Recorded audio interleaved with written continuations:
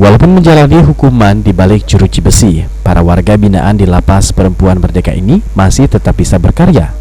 Salah satunya dengan menghasilkan kuliner yang enak untuk dinikmati oleh masyarakat.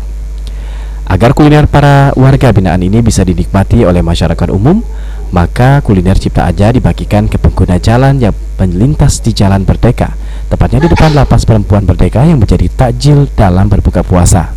Menurut Kepala Lapas Perempuan Merdeka, Ike Rahmawati, untuk takjil yang dibagikan oleh pengguna jalan ini dikumpulkan dari dana para petugas lapas.